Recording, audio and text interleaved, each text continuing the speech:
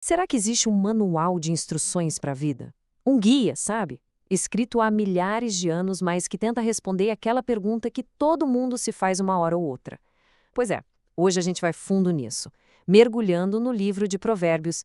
Essa é a grande questão, né? No meio de tanta escolha, de tantos caminhos e de tanta incerteza, como é que se vive bem?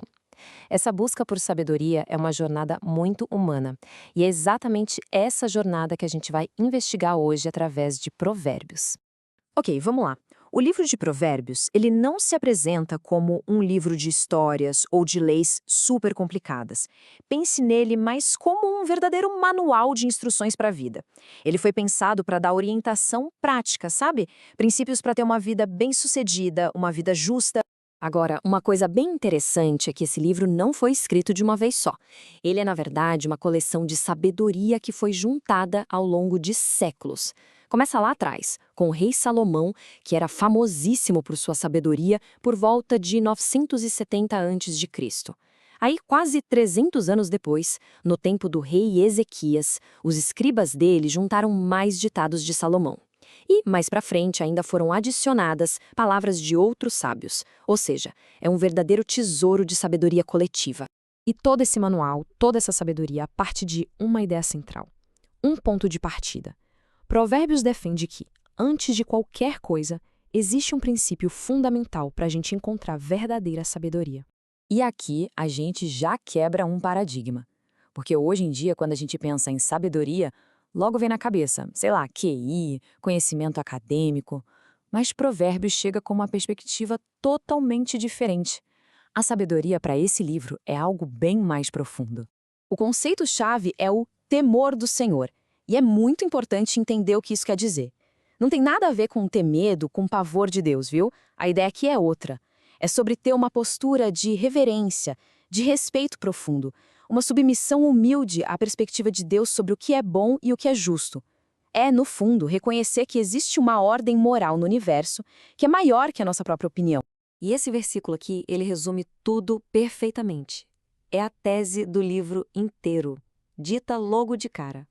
O ponto de partida para o conhecimento de verdade não é genialidade humana, mas essa atitude de humildade diante do Criador. Ignorar isso, segundo o autor, é o caminho da insensatez, da tolice. Então, partindo dessa base, o livro usa um método de ensino bem visual, bem poderoso. Ele apresenta a vida como se fosse uma encruzilhada constante, uma escolha fundamental entre dois caminhos que são completamente opostos. De um lado, a gente tem o sábio. Essa pessoa não é necessariamente a mais inteligente, mas é aquela que vive com base no tal temor do Senhor, que busca aprender, que tenta alinhar a vida com os princípios de Deus. E do outro lado tem o tolo, que é aquele que despreza a sabedoria, ignora conselhos e basicamente segue os próprios impulsos sem pensar duas vezes. E essa escolha inicial, ela gera consequências morais diretas. O caminho da sabedoria, que se baseia nessa reverência, leva naturalmente à justiça, a uma vida de integridade. Em contraste, o caminho da tolice, de ignorar os conselhos, acaba levando à impiedade, a um padrão de vida de falsidade e maldade. A postura inicial define o caráter, define o destino. O livro também traz isso para o nosso dia a dia, para coisas bem práticas, como o trabalho. A sabedoria se mostra como diligência, trabalho duro, planejamento e, como resultado, prosperidade. Já a tolice se manifesta como preguiça, o famoso deixar para depois, dar desculpas, e a consequência disso é a pobreza. A ligação entre atitude, ação e resultado é bem direta. Então, o ponto principal é que esses conceitos todos não são só teoria, não. O livro de Provérbios aplica esses princípios a praticamente todas as áreas da nossa vida cotidiana.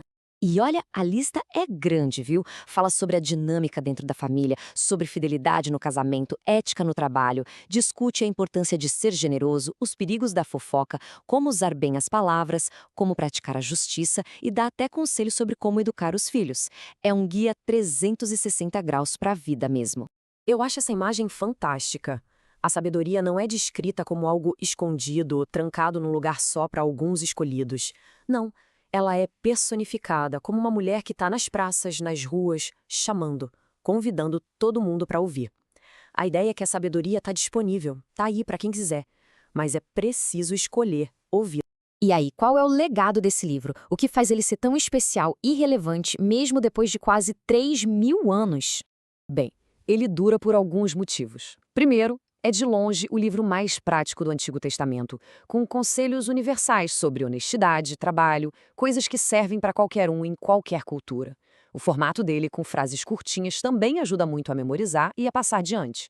Além disso, ele coloca a família num lugar central para uma vida bem vivida e, o que é incrível para a época, termina com um poema inteiro elogiando a força e a sabedoria de uma mulher. E só para ter uma dimensão da coisa, a tradição diz que o rei Salomão escreveu cerca de 3.000 provérbios. Embora nem todos estejam no livro, isso mostra a profundidade dessa tradição de sabedoria, da qual este livro é o grande exemplo. E dentro da perspectiva bíblica, essa sabedoria de provérbios não é um fim em si mesma.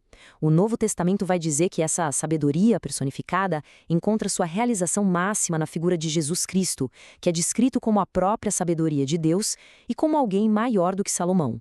E isso tudo nos deixa com uma pergunta para a gente pensar. Olhando para esses princípios sobre honestidade, trabalho duro, o poder das palavras, a importância dos relacionamentos, o que dessa sabedoria de milhares de anos ainda faz sentido, ainda se aplica diretamente aos desafios que a gente enfrenta hoje em dia? A questão fica aí, no ar.